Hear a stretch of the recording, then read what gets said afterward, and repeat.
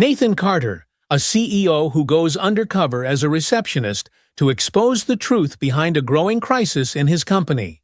What he uncovers is far worse than expected corruption, sabotage, and betrayal from within. As Nathan fights to save Brightcore, he discovers hidden allies and talents, but the stakes get higher as the conspiracy deepens. Can Nathan stop the sabotage and rebuild trust before it's too late? Subscribe for more captivating stories and let us know in the comment. Would you handle betrayal from those closest to you? Nathan Carter sat behind his polished mahogany desk, sunlight reflecting off the numerous awards that lined his office shelves. The sleek glass walls of his corner office offered a panoramic view of the city, and under normal circumstances, he would have felt a swell of pride. After all, as the CEO of Brightcore, a company he had built from the ground up, Nathan had every reason to feel successful. But today was different.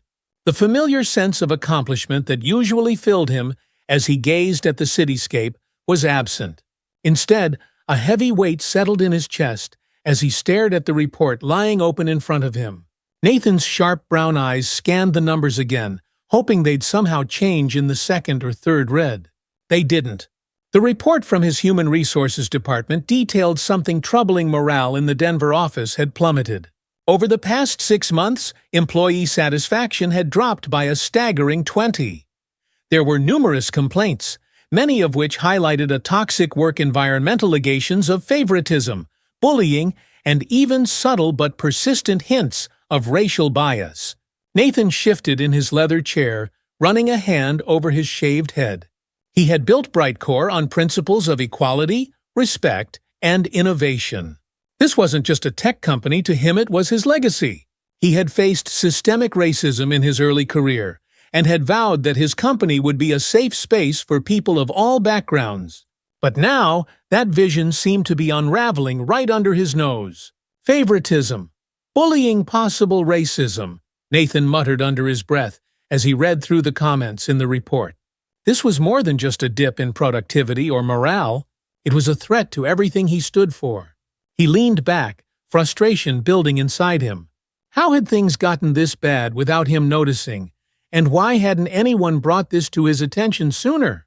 His assistant, Linda, knocked softly on the door before stepping in. Her presence usually soothed him. Linda had been with Nathan since the company's inception. But today, her soft smile couldn't lift the weight pressing down on him. "Everything all right, Nathan?" she asked. Concern etched into her features as she handed him a fresh cup of coffee. Nathan sighed and gestured to the report. "Not really, Linda. I've got a major problem brewing in Denver." Linda glanced at the paper before meeting his eyes. "The complaints?" He nodded. "Yes, and they're worse than I thought.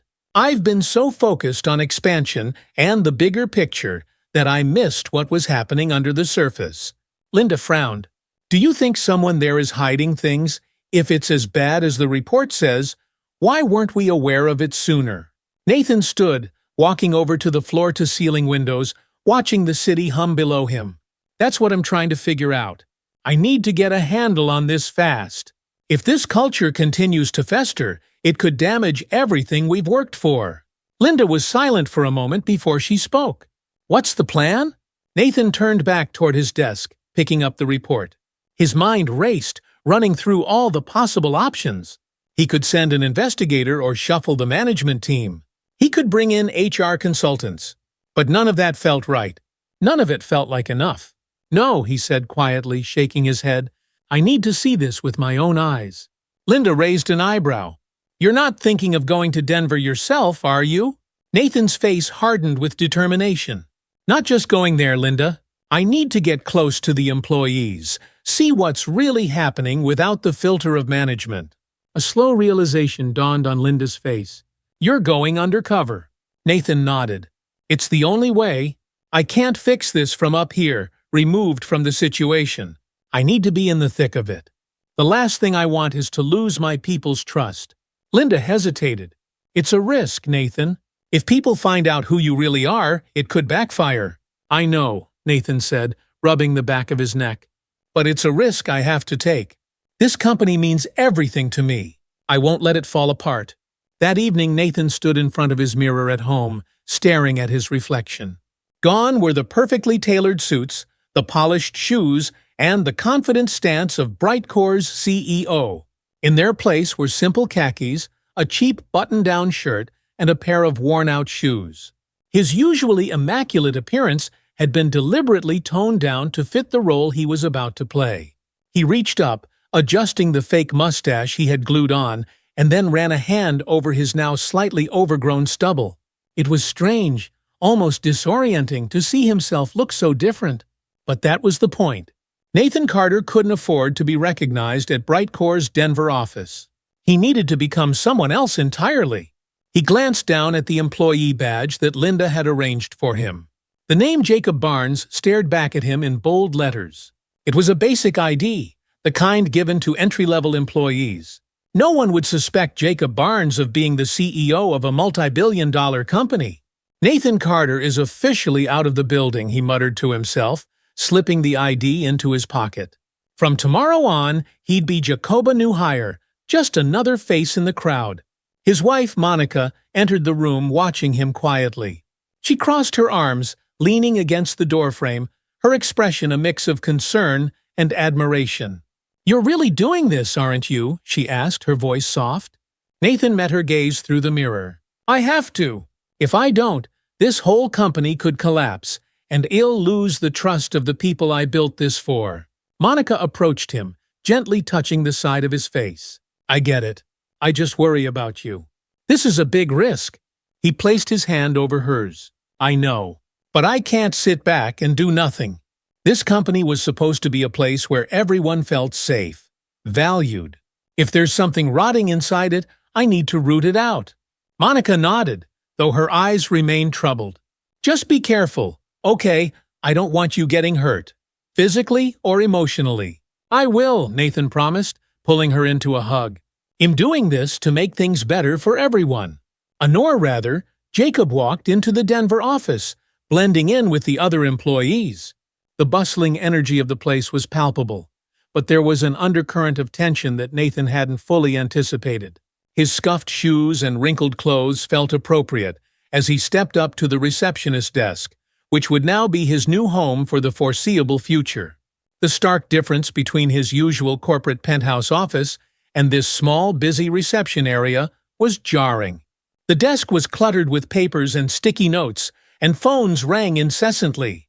He felt a wave of unease as he took it all in. Nathan spotted a woman behind the desk, typing furiously on her computer. Her name tag read Emily Warren, and she smiled warmly when she saw him approach. "You must be Jacob," she said, standing up and extending her hand. "I'm Emily. Welcome to Brightcore Denver Edition." Nathan smiled, feeling the strange weight of the alias he had adopted. "Thanks. I'm ready to get started." Emily walked him through the duties, answering phones, greeting clients, managing deliveries. The tasks were simple but relentless. Yet, Nathan found that the more challenging part wasn't the work itself, but the way people treated him. As Jacob, he was invisible. Throughout the day, Nathan watched as employees came and went, most of them too busy or too stressed to acknowledge his existence beyond the basic pleasantries. But it was the behavior of the managers that disturbed him the most. David Pearson and Cynthia Harper, both senior figures in the office, were cold and dismissive toward him. Cynthia, in particular, seemed to enjoy barking orders at him, as if reminding him of his lowly status. As he worked the switchboard and greeted visitors, Nathan felt a growing discomfort. The managers talked down to the staff, made snide comments, and showed no regard for the people keeping the office running. Nathan realized with a sinking feeling that this was a much bigger problem than he had anticipated. By the end of his first day, Nathan's feet ached, his back was sore, and his mind was racing. The life of a receptionist was a far cry from the executive office he was used to. He hadn't expected the work to be this demanding, physically or mentally. As he sat at his temporary desk, sipping on the lukewarm coffee Emily had kindly made for him, Nathan couldn't help but reflect on the culture that had developed within the Denver office. It wasn't just that employees seemed overworked, it was that the management seemed entirely indifferent to their well-being. At one point, while answering phones, Nathan overheard David Pearson talking with Cynthia in the break room nearby. "You see the email from corporate?" David asked, his voice dripping with disdain.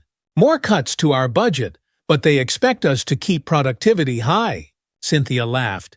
"Let HR deal with the complaints. We've got more important things to worry about than some disgruntled employees." Their words stung. How could they be so cavalier about the very people who made the company function? Nathan had trusted people like David and Cynthia to lead with integrity and care. Yet here they were, brushing aside concerns as if they were nothing. As the day wore on, Nathan's discomfort deepened. He observed Cynthia berating a junior employee for a minor error, her voice laced with condescension. He saw David ignore a worker's request for assistance, too wrapped up in his own tasks to bother with those beneath him. By the time Nathan clocked out, he felt both physically and emotionally drained. He was starting to understand why employee satisfaction had plummeted, but this was only the beginning. He had to dig deeper, figure out just how rotten the system had become and why he had been so blind to it. Before leaving, Emily caught up with him. "Hey, Jacob, how was your first day?" Nathan smiled, though it didn't reach his eyes. "Eye-opening." Emily nodded, her expression softening. "It can be tough around here. Just keep your head down, do your job, and don't expect too much from the higher-ups. To them, we're invisible." Her words hit Nathan like a punch to the gut. Invisible. As he walked out of the office into the cool Denver evening, Nathan knew that he couldn't let this go on. Brightcore was supposed to be different.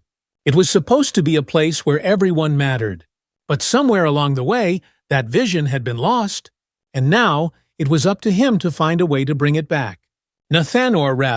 Jacob settled into his second week as a receptionist at the Denver office, and the more he observed, the more uncomfortable truths emerged. The culture at Brightcore's Denver branch was worse than he had imagined. What had started as simple dissatisfaction had grown into something much more insidious. The morning rush was always the busiest time. Phones ringing nonstop, deliveries coming in, employees scrambling to start their day. As Jacob, Nathan was expected to juggle everything at once.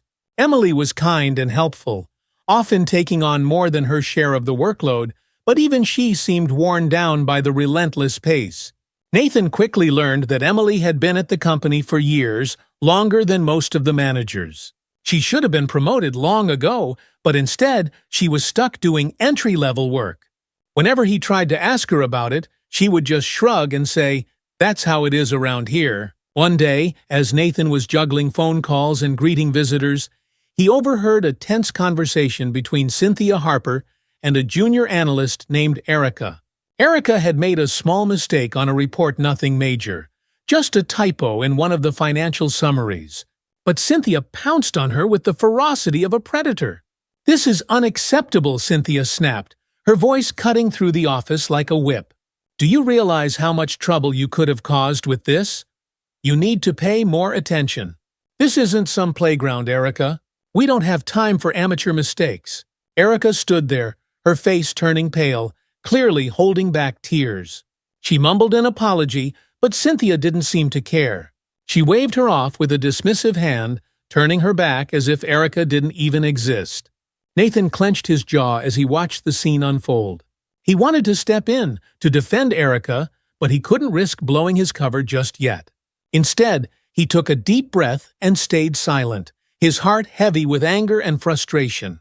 After Cynthia stormed off, Erica slumped into her chair, burying her face in her hands. No one came to comfort her. Everyone else was too busy or too afraid to do anything. Nathan's thoughts drifted back to his own early career. He remembered the feeling of being belittled, of working twice as hard just to be taken seriously. As a black man trying to climb the corporate ladder, he had faced more than his fair share of unjust criticism and subtle discrimination. He had vowed that his company would be different, a place where everyone, regardless of race, gender, or rank, felt valued.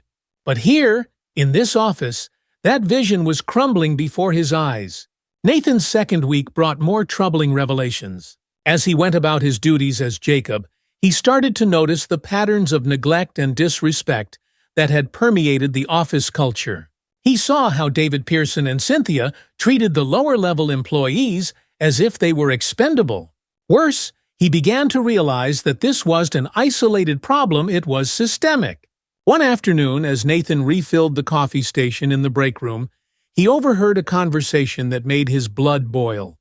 "I'm telling you, the service team is a joke," David said, leaning back in his chair and crossing his arms. "They couldn't find their way out of a paper bag, and yet we're supposed to rely on them. Pathetic." Cynthia chuckled, stirring her coffee. "Well, as long as HR keeps the complaints out of our way, I don't really care what they think. They're all too afraid to speak up anyway." Nathan felt his stomach turn. He had never imagined the management team he'd entrusted with running this office would be so indifferent, so callous. These were the people who were supposed to uphold the company's values. Instead, they were treating their employees like dirt. As Nathan continued to work, he saw more examples of the toxic culture. Erica, the junior analyst, remained a frequent target for Cynthia's harsh criticisms. No matter what she did, it was never good enough. The same was true for other employees, especially those in entry-level roles. There was a palpable sense of fear and insecurity among the staff, as if they were always one mistake away from being berated, or worse, losing their jobs. Then there was Brian Lewis, the quiet IT specialist. While everyone else seemed to walk on eggshells around the management, Brian was a breath of fresh air. He moved through the office with a calm demeanor, always ready to help anyone with technical issues. Nathan noticed that Brian often went out of his way to support his colleagues, even though his department was severely understaffed. One afternoon, Jessica, a new intern, was on the verge of tears after her computer froze in the middle of an important project. Brian approached her with his usual easy smile and assured her that they would figure it out together. For the next hour, Brian worked with Jessica, not only fixing the computer, but also teaching her how to troubleshoot basic issues. By the time he was done, Jessica was smiling again, clearly grateful for his patience and kindness. Nathan watched the interaction from his desk, a sense of admiration growing for Brian. Despite the toxic environment, Brian remained a source of positivity and support. It was clear that he cared about his coworkers in a way that the management team did not. Afterward, Nathan approached Brian, hoping to learn more about his experience at Brightcore. "Hey man, thanks for helping out Jessica earlier," Nathan said, trying to keep his tone casual. Brian shrugged. "No problem. That's what I'm here for." Nathan hesitated, then asked, "How long have you been with the company?"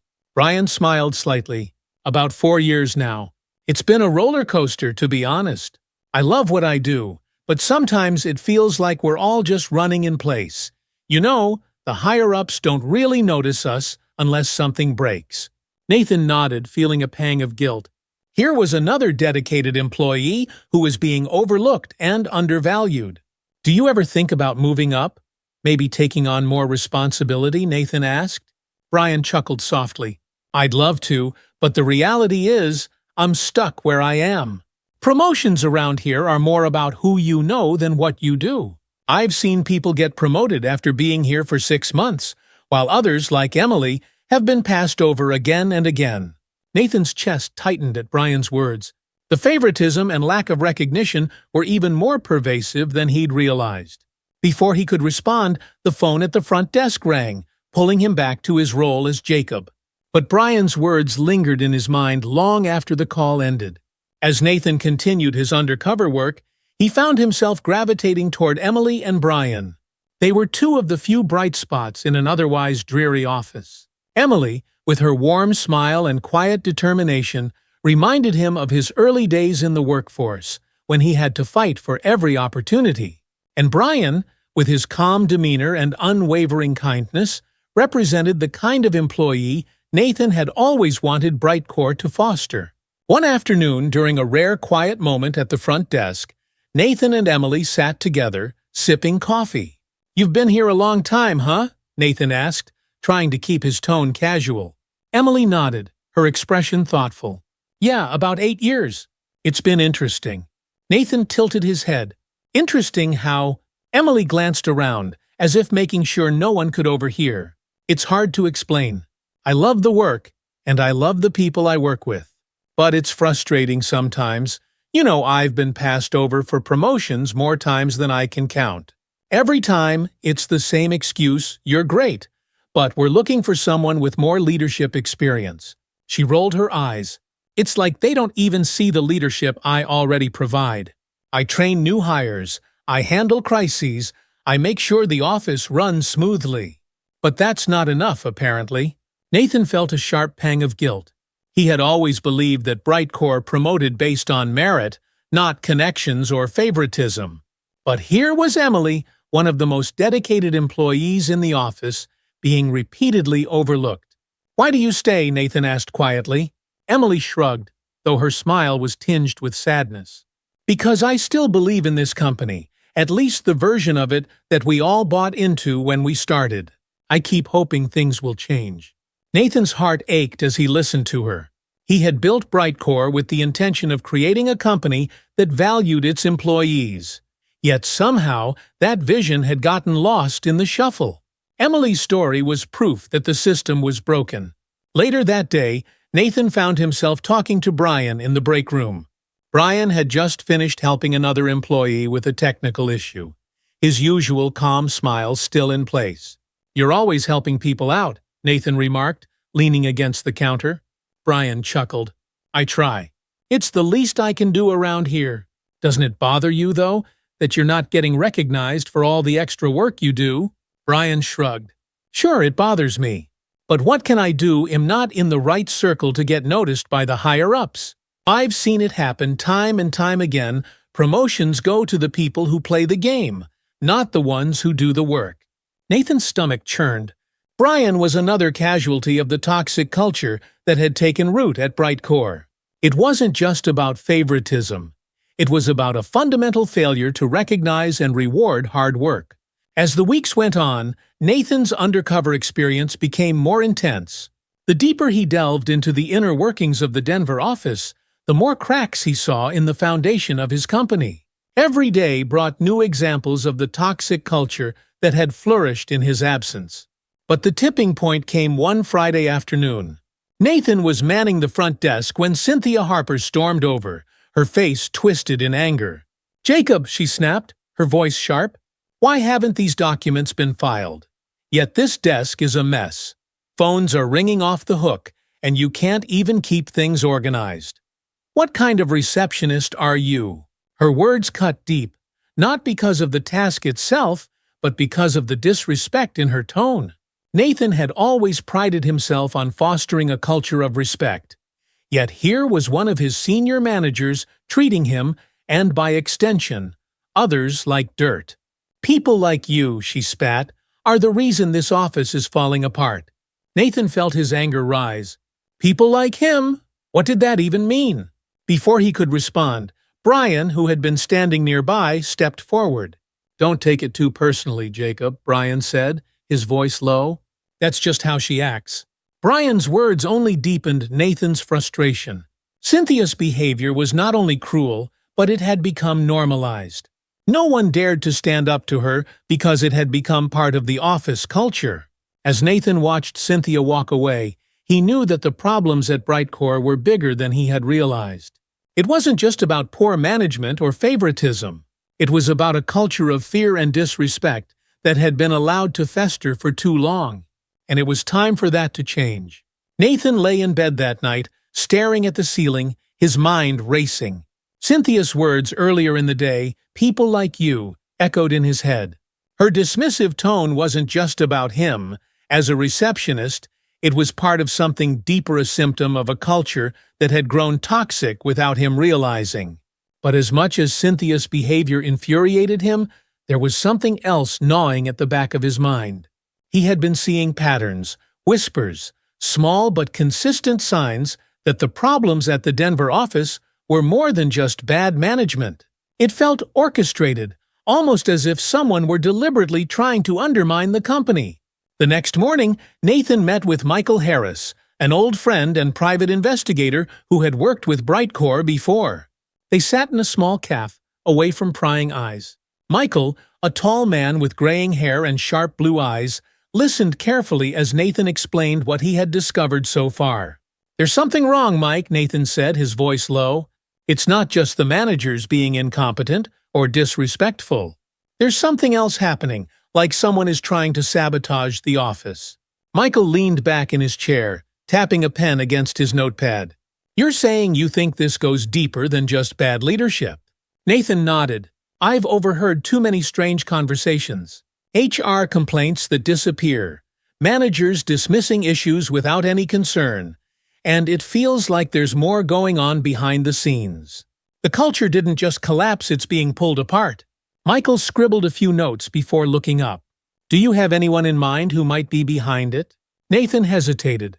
"I don't know for sure, but there's been talk about a former executive, Olivia Daniels, who was let go last year. She had access to sensitive information, and she wasn't happy when she left. I'm not saying it's her, but it wouldn't surprise me if she had a hand in this." Michael nodded slowly, processing the information. "I'll start digging into Olivia Daniels and anyone she might be working with. If there's sabotage happening, we'll find out." As Nathan walked back to the Denver office, his thoughts churned. If Olivia really was behind the sabotage, it wasn't just a personal vendetta. It was a coordinated attack on the company, designed to make him and his leadership look weak. Later that afternoon, Nathan returned to his role as Jacob at the receptionist desk, his eyes sharper now, looking for anything out of place. He watched as employees moved through the office, more aware than ever of the undercurrents of tension. He noticed how certain managers like Cynthia and David Pearson seemed to hold quiet, secretive conversations away from the rest of the staff. He watched as employees like Erica and Brian worked tirelessly, but without recognition, while others slacked off and still got promotions. It was like the entire office was split into two worlds, one where hard-working employees were overlooked, and another where power-hungry managers ruled with fear and manipulation. A few days later, Michael called Nathan with urgent news. "I found something, Nate," Michael said, his voice tense over the phone. "There's been chatter about Olivia Daniels. She's definitely involved in something big, but it's worse than you thought. She's not working alone." Nathan's pulse quickened. "Who's helping her?" "There's a network of people, most of them former employees or current ones with grudges. But the real kicker is that she's using personal secrets to control people. She's got dirt on some of your employees and has been using it to manipulate them into sabotaging the office from within."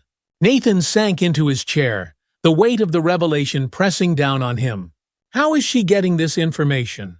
Looks like she still has connections inside the company. Someone on the inside is feeding her details, HR files, personal histories, anything she can use to pressure people into doing what she wants. Nathan clenched his jaw. He had known Olivia was bitter after she was fired, but he had no idea she had the resources and connections to wage this kind of war against the company. And the thought of his employees being blackmailed, forced to act against their will, made his stomach turn. "I'll be in Denver tomorrow," Michael said. "We'll figure this out together. But be careful. If Olivia's manipulating people, you don't know who you can trust." Nathan hung up the phone, his mind racing. The picture was becoming clearer now. Olivia was orchestrating a coordinated effort to destabilize Brightcore from within, and she was using people's secrets to get what she wanted. But who was her inside man? As Nathan worked the front desk the next day, he kept his eyes open, watching for signs of who might be helping Olivia. He didn't have to wait long. That afternoon, as he was sorting through a pile of mail, he overheard David Pearson on the phone in the break room. His tone was hushed, almost conspiratorial. "No, I've already taken care of that," David was saying. "Just make sure she gets the message. We don't need any more problems." Nathan's heart raced as he realized what he was hearing. David was in on it. He was Olivia's mole, the one feeding her information and helping her manipulate the employees. The realization sent a surge of anger through Nathan. David had been one of his most trusted managers, someone he had personally recommended for a promotion. Now that trust had been shattered. Nathan's hands trembled as he continued sorting the mail, his mind racing with the implications of what he had just discovered. But as much as he wanted to confront David immediately, he knew he had to wait. He needed more proof, something concrete to take to the board. and he needed Michael's help to expose the full extent of the sabotage. The following morning, Michael Harris arrived in Denver. Nathan met him at a quiet cafe outside the city center, away from the office where prying eyes might see them. Michael brought a folder filled with documents and evidence that he had gathered over the past week. "We've got a problem, Nate," Michael said, sliding the folder across the table. "Olivia's more dangerous than we thought." Nathan opened the folder and scanned the contents. Inside were copies of emails, text messages, and phone records linking Olivia to several current and former Brightcore employees, including David Pearson.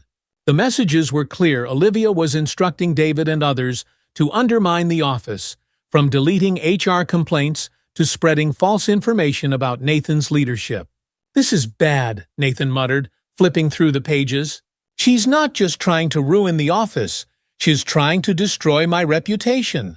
My company." Michael nodded. "She's been using David to create chaos, but she's also been targeting specific employees. She's got dirt on people like Erica, and she's using it to force them to act out in ways that make the management look incompetent." Nathan's mind reeled as he processed the information. "What does she have on Erica?" Michael sighed. "Personal stuff, family secrets, financial troubles, things that would embarrass her if they came out. Olivia's threatening to expose her unless she plays along." Nathan shook his head, fury building in his chest. Erica wasn't the problem, she was a victim, just like so many others in the office. "I can't believe David would do this," Nathan said quietly, staring at a printed text message between David and Olivia. "He was one of my best managers. I trusted him." Michael leaned forward, his expression serious. "Trust is a dangerous thing in situations like this, Nate. People will do whatever they need to survive, especially when they're being blackmailed." Nathan closed the folder and took a deep breath. "What's our next move?" "We need to gather more evidence," Michael replied. "Enough to take to the board and expose Olivia's entire network. Once we have that, you can confront David and the others directly." Nathan nodded, his mind set. He wasn't just going to fix the toxic culture in Denver, he was going to dismantle the entire sabotage operation and take down Olivia for good. Over the next week, Nathan and Michael worked quietly behind the scenes, gathering more evidence against David and Olivia. They monitored phone calls, collected emails, and followed the money trail that linked Olivia to the sabotage efforts at Brightcore. The more they uncovered, the clearer it became that this was a meticulously planned attack on the company, designed to implode from the inside. Nathan's undercover role as Jacob had never been more important. He watched David closely, looking for any slip-ups, any sign that might give him away. Meanwhile, he made a point to check in on employees like Erica and Brian, knowing now that they were innocent victims of Olivia's manipulation. One evening, after the office had emptied out, Nathan found Erica still at her desk, staring at her computer screen with a frown. Her usually cheerful demeanor had been replaced with a deep weariness, and Nathan could see the toll that Olivia's threats were taking on her. "Hey, Erica," Nathan said softly as he approached. "You doing okay?" She glanced up at him, her eyes tired and filled with stress. "I don't know, Jacob. It's just everything feels so overwhelming lately. Like no matter what I do, it's never good enough." Nathan pulled up a chair next to her, his heart heavy. He wanted so badly to tell her the truth, to let her know that he understood what she was going through. But he couldn't, at least, not yet. "You're doing great," he said instead. "Don't let anyone make you feel like you're not enough." Erica smiled weakly, but the worry didn't leave her face. As Nathan left the office that night, he knew the time had come for action. He had enough evidence to confront David and expose the entire plot. The toxic culture at Brightcore had gone unchecked for too long, and it was time to clean house. The next morning, Nathan called David Pearson into his office. As he sat behind the desk, now as himself, Nathan Carter, CEO of Brightcore, the weight of the past few weeks settled heavily on his shoulders. David entered the room, his usual smug expression in place. But when he saw the seriousness in Nathan's eyes, his smile faltered. "You wanted to see me?" David asked, trying to sound casual. Nathan stared at him for a long moment, his anger simmering just beneath the surface. He had trusted this man, had given him responsibility, power, And David had betrayed him in the worst way possible. "Sit down, David," Nathan said, his voice cold. David hesitated but complied, sitting across from Nathan with a nervous glance. "I know what you've been doing," Nathan said quietly. "I know about Olivia, about the sabotage, about how you've been manipulating employees to undermine the office." David's face went pale and his eyes widened in shock. For a moment, he looked like he might try to deny it, but then his shoulders slumped. "I didn't have a choice," David said, his voice trembling. Olivia, she had information on me. She threatened to ruin my life if I didn't help her." Nathan's jaw clenched. "You had a choice, David. You chose to betray this company, to betray me. And for what? To save yourself." David looked down, unable to meet Nathan's gaze. "You're done here," Nathan said, his voice final. "You're fired. Pack up your things and get out." David didn't say another word as he stood and walked out of the office, his head hung low. But Nathan didn't feel any satisfaction in his departure. The damage had already been done, and now it was up to him to fix it. The morning air in Denver felt heavier than usual as Nathan walked into the office. His heartbeat thudded in his chest, each step a reminder of the confrontation ahead. Today wasn't just another day undercover. Today, Nathan Carter, the real Nathan, was stepping out of the shadows. The office hummed with its usual morning chaos, phones ringing, employees shuffling papers, and people hurrying from desk to desk. But Nathan wasn't interested in the daily operations anymore. His focus was on the people he had trusted, those who had betrayed his company, his vision, and the people who worked tirelessly for Brightcore. As Nathan sat in a conference room preparing for the emergency meeting he had called with senior management, a deep sense of responsibility weighed on him. He had allowed this culture to fester, too focused on expansion and the big picture to notice the cracks forming beneath the surface. Now he had to fix it. The door opened and David Pearson walked in, looking pale and disheveled. Behind him, Cynthia Harper entered, her usual smugness replaced with uncertainty. Karen Richards, another manager who had been part of David's inner circle, followed them in, her face tight with apprehension. The three of them sat down across from Nathan, avoiding eye contact. Nathan took a deep breath. This was it. "Thank you all for coming on such short notice," Nathan began, his voice steady but firm. "I've been undercover in this office for the past month, observing the way things have been run. What I've seen has been deeply troubling." David shifted uncomfortably in his seat, and Cynthia crossed her arms, her gaze fixed on the table. Nathan continued, "This office has become toxic.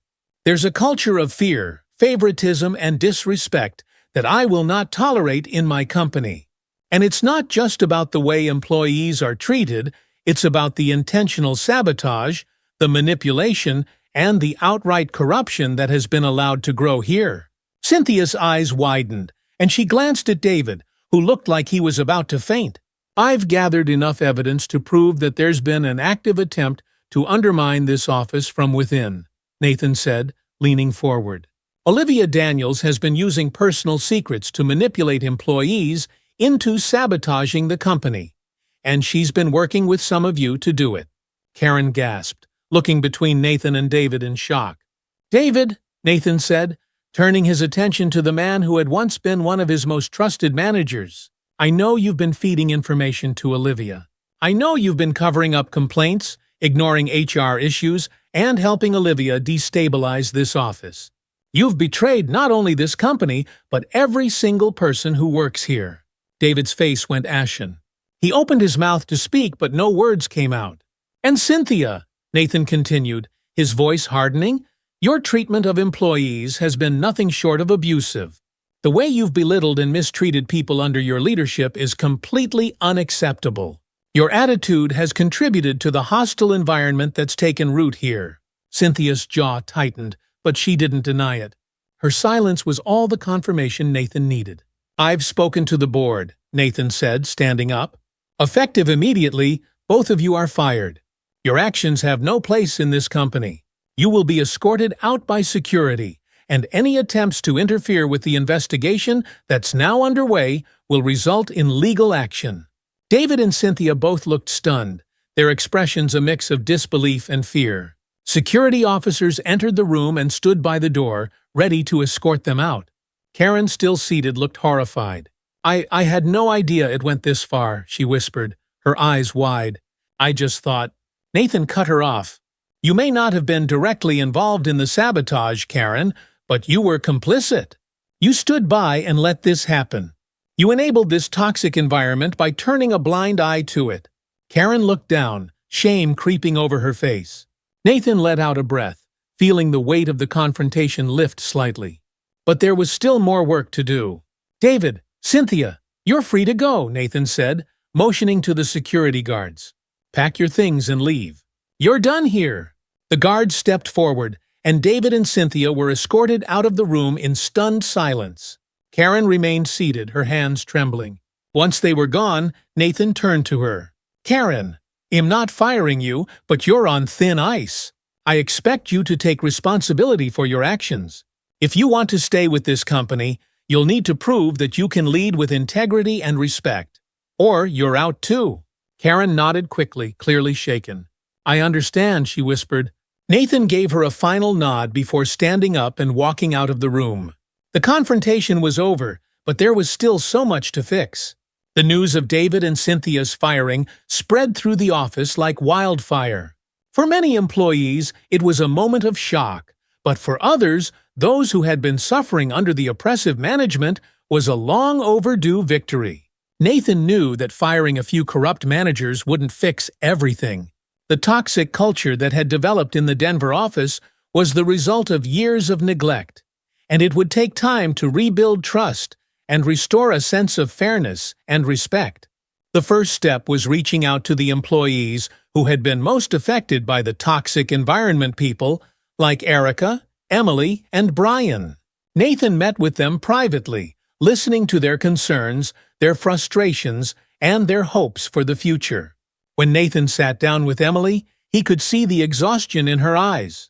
She had been working so hard for so long without any recognition or reward, and it had taken a toll on her. "Emily, I want to apologize," Nathan said, his voice sincere.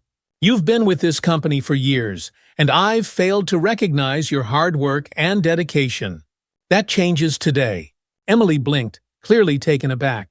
"What do you mean?" Nathan smiled. "You've earned a promotion. Effective immediately, you're the new office manager for the Denver branch.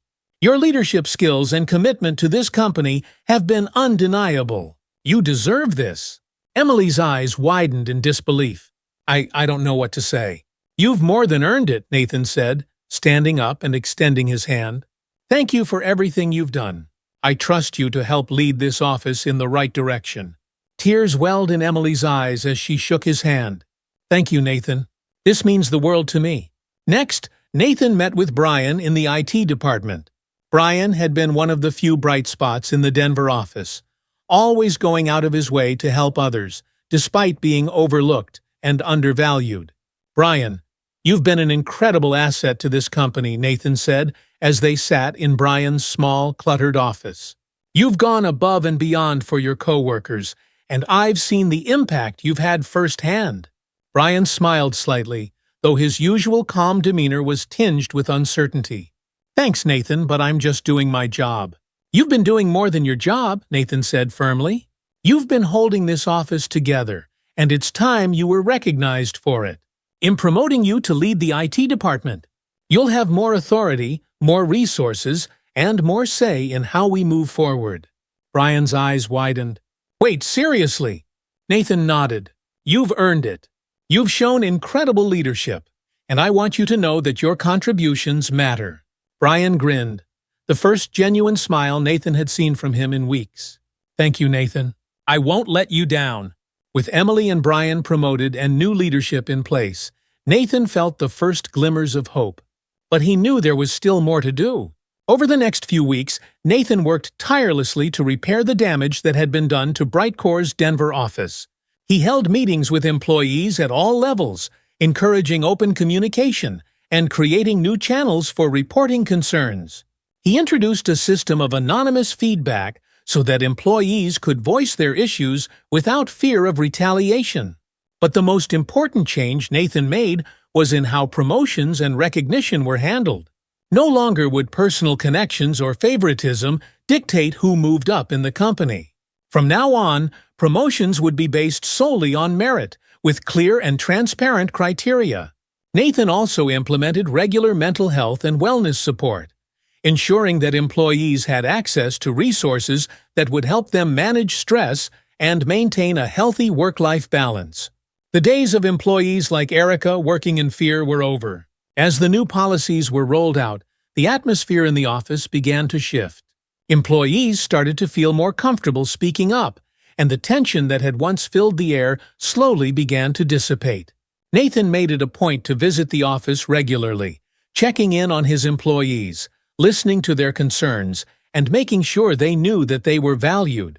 One afternoon, Nathan held a town hall meeting with the entire Denver office. As he stood in front of the gathered employees, he felt a deep sense of responsibility and hope. "I know that the past few months have been difficult," Nathan began, his voice steady and sincere. "There's been a lot of pain, a lot of frustration, and a lot of trust that's been broken. But we're turning a new page.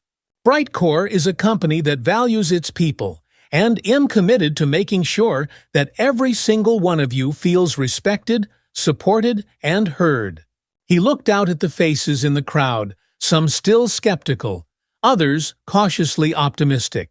"We've made mistakes, myself included," Nathan continued, "but we're learning from those mistakes, and we're growing. This company isn't just about technology or profit, it's about the people who make it all happen.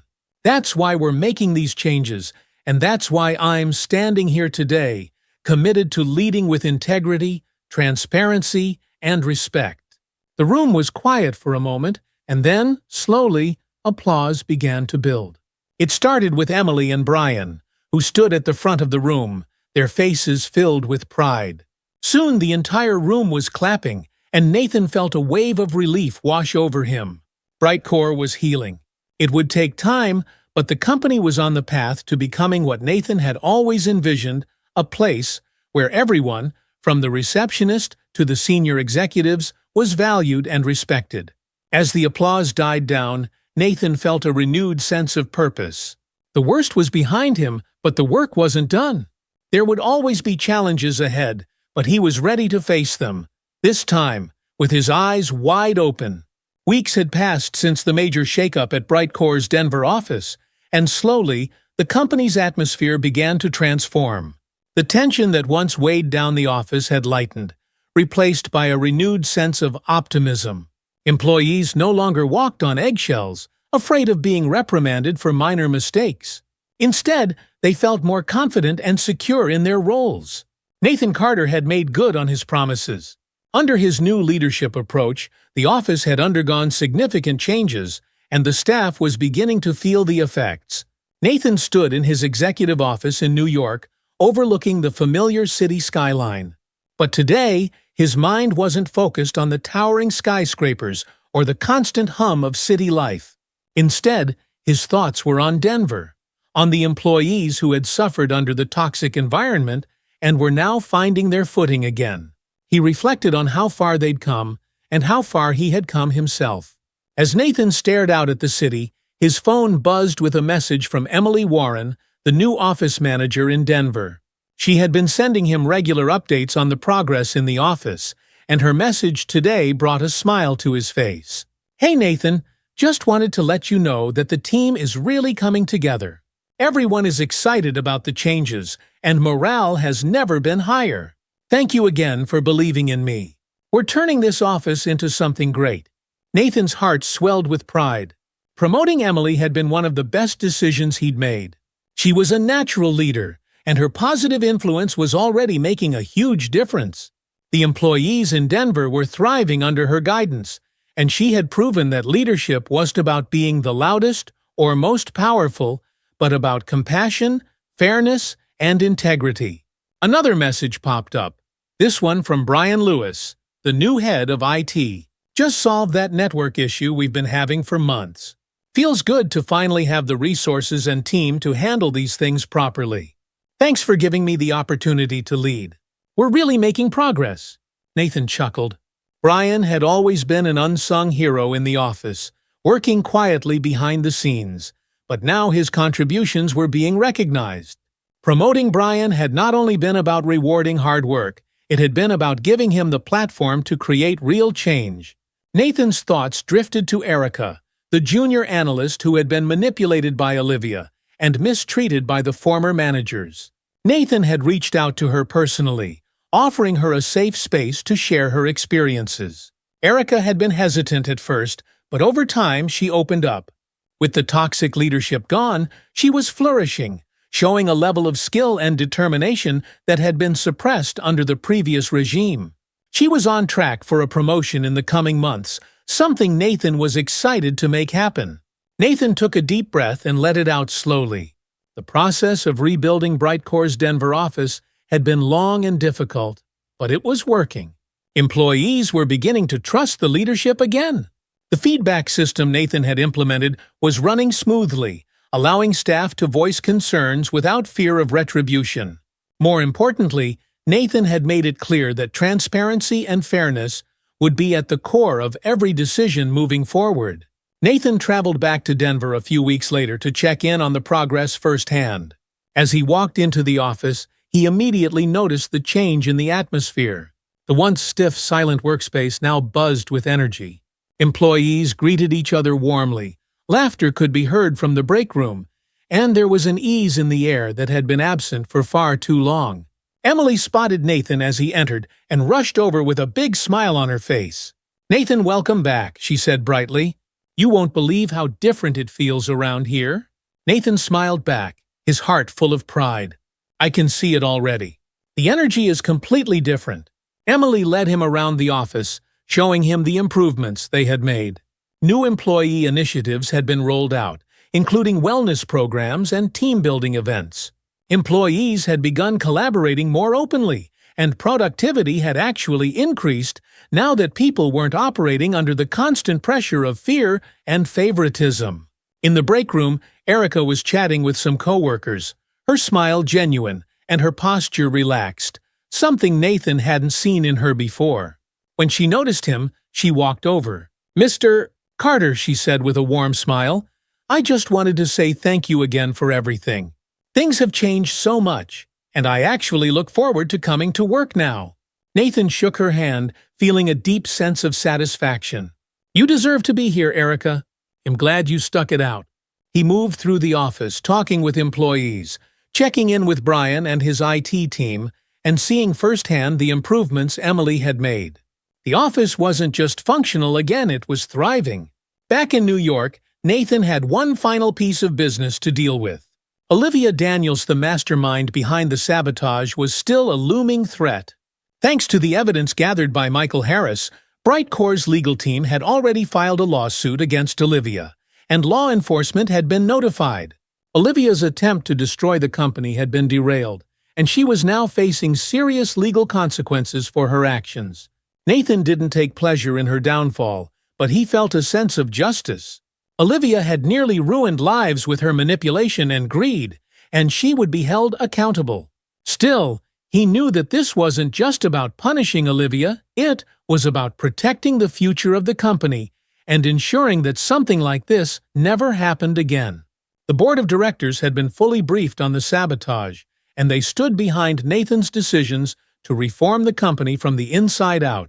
The trust between Nathan and the board had been tested during the crisis, but his transparency and commitment to fixing the issues had ultimately strengthened their relationship. One afternoon, Nathan held a video conference with the entire company. Brightcore employees from all across the country tuned in. This was the first company-wide address since the events in Denver, and Nathan knew it was important to set the tone for the future. As the faces of his employees appeared on the screen, Nathan felt a wave of gratitude. These were the people who had stuck by him, who had continued working through uncertainty, and who believed in the company despite the difficulties they had faced. Nathan cleared his throat and began speaking. "I want to start by thanking each and every one of you," he said, his voice calm and steady. "The past few months have been challenging, but through it all, you've shown incredible resilience, dedication, and loyalty to Brightcore. I'm proud of the work you've done, and I'm committed to ensuring that this company remains a place where everyone feels valued." He paused, letting his words sink in before continuing. "We've made some significant changes, and I want to assure you that these changes are permanent. Our focus moving forward will always be on transparency, fairness, and respect. No one should ever feel like they're invisible or that their hard work goes unnoticed. We are a team, and every single one of you is a vital part of what makes Brightcore successful." The chat window lit up with messages of support and gratitude from employees across the country. Nathan smiled, feeling the connection with his team strengthen. "We still have work to do," he continued, "but together, I know we can continue to build a company that we're all proud to be a part of. Thank you for your trust, your dedication, and your belief in Brightcore. Let's move forward, stronger than ever." When the call ended, Nathan sat back in his chair, feeling a sense of peace he hadn't felt in a long time. The worst was behind them, and Brightcore was on a path to a brighter, more inclusive future. In the months that followed, the changes at Brightcore continued to bear fruit. Employee satisfaction was at an all-time high. Productivity had soared, and new talent was being attracted to the company's refreshed, positive culture. Nathan made a point to stay connected with all levels of his organization, visiting offices regularly, listening to employees, and ensuring that the mistakes of the past were never repeated. One evening, as Nathan walked through the bustling streets of New York, he reflected on the journey he had been on. Brightcore had been his dream, but along the way, he had lost sight of what made the company special: its people. The Undercover experience in Denver had opened his eyes to the challenges his employees faced, and it had reminded him of the importance of staying grounded and connected. He had faced betrayal, sabotage, and corruption, but through it all, he had emerged stronger, more focused, and more determined than ever to lead with integrity. Nathan stopped in front of a glass building, the Brightcore logo illuminated on the front. As he looked up at it, a sense of pride and hope washed over him. The company was more than just a business. It was a community, a family. And now it was a family built on trust, respect, and unity. With a final glance at the building, Nathan smiled. The future was bright, and he was ready to lead it. Nathan Carter sat in the boardroom of Brightcore's New York headquarters, surrounded by members of his senior leadership team. The air in the room was light and filled with the hum of excitement. The company had just completed its quarterly review, and for the first time in over a year, the results were not just promising, they were extraordinary. Employee satisfaction had soared across all departments. Productivity metrics, innovation proposals, and customer feedback had all reached new highs. But it wasn't just the numbers that told the story, it was the sense of renewal that had spread throughout the entire company. "Great work, everyone," Nathan said, his voice brimming with pride. "This isn't just about hitting targets or exceeding projections. This is about creating a company that we can all be proud of, one that values its people above everything else." The board members nodded, their faces reflecting the same sense of accomplishment. Linda, Nathan's loyal assistant, sat beside him taking notes, but even she had a small knowing smile on her face. She had been there from the start, and she knew how far the company had come since the tumultuous events in Denver. The meeting ended with rounds of applause and firm handshakes. As the team filed out, leaving Nathan alone in the boardroom, he couldn't help but reflect on the journey that had brought them here. 1 year had passed since the Denver office crisis, and the changes Nathan had implemented had not only transformed that particular office, but had rippled through the entire company. New policies promoting transparency, employee well-being, and merit-based advancement had been adopted across all of Brightcore's offices. The Denver office had become a model of success. Under Emily Warren's leadership, the team had not only recovered, but thrived. Employee turnover had dropped to near zero, and productivity was at an all-time high. The office had even started hosting workshops for other Brightcore branches on how to foster a healthy, inclusive work environment.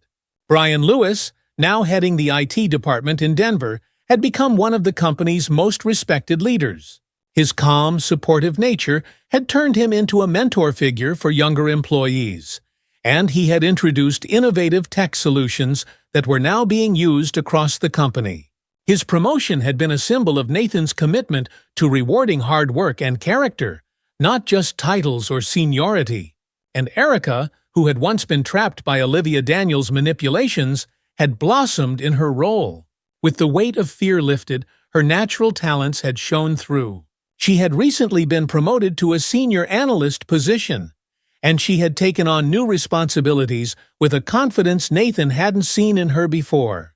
Brightcore's new culture was one of fairness, collaboration, and mutual respect. The walls that had once kept lower-level employees out of leadership conversations had been torn down. Nathan had set up regular CEO open hours, where any employee could meet with him to discuss ideas, concerns, or simply talk. It was his way of staying connected, making sure he never lost sight of the people who made the company what it was. For Nathan, this journey had been as personal as it had been professional.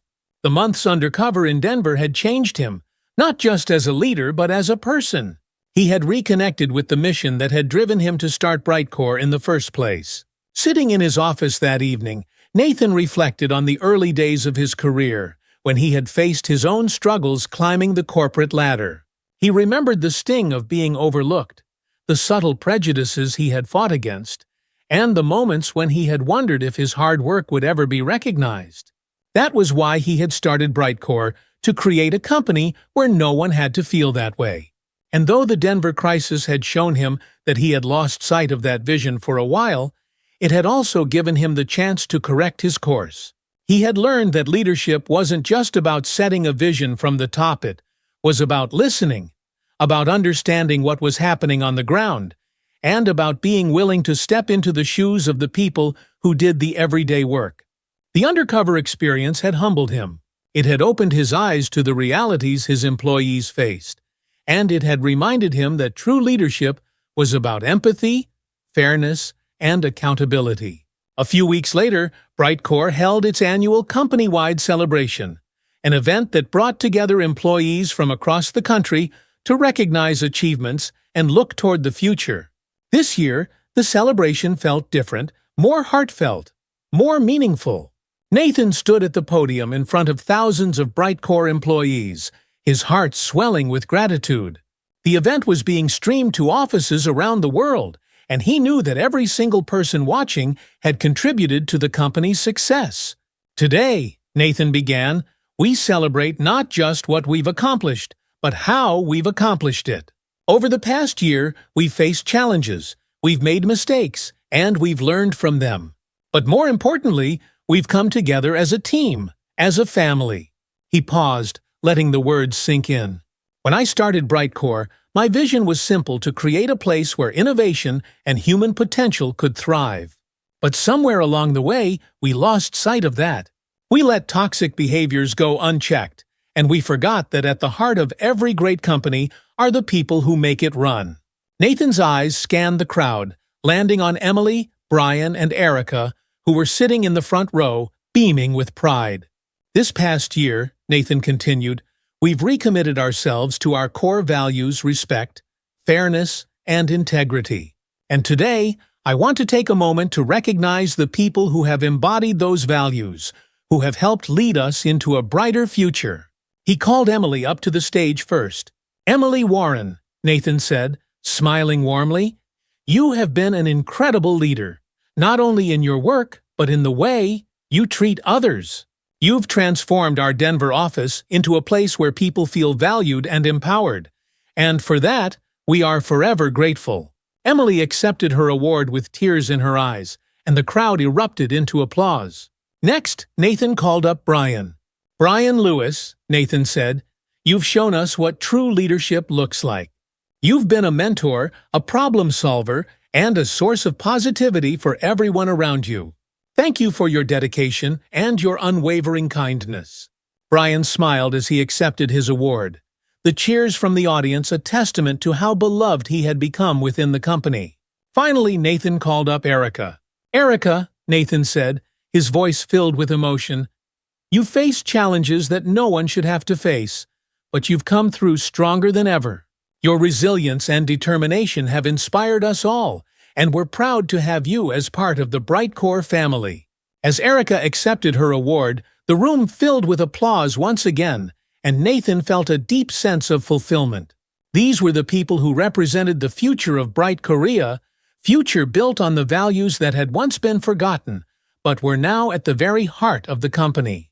As the celebration wound down and employees mingled, Nathan took a moment to step back and take it all in. The smiles, the laughter, the sense of unity, it was everything he had wanted for Brightcore. But Nathan knew that the work wasn't over.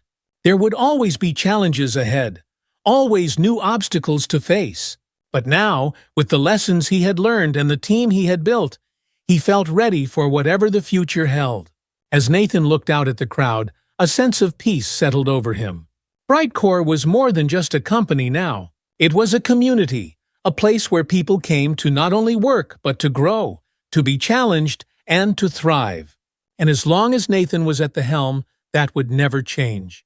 With a final glance at the people who had made it all possible, Nathan turned and walked into the future, confident, hopeful, and ready for whatever came next. If you loved following the transformation of Brightcore and want to hear more inspiring stories, make sure to hit that subscribe button and join us for more captivating content. Don't forget to click the notification bell so you never miss an update. Thanks for being part of this story. There's more to come.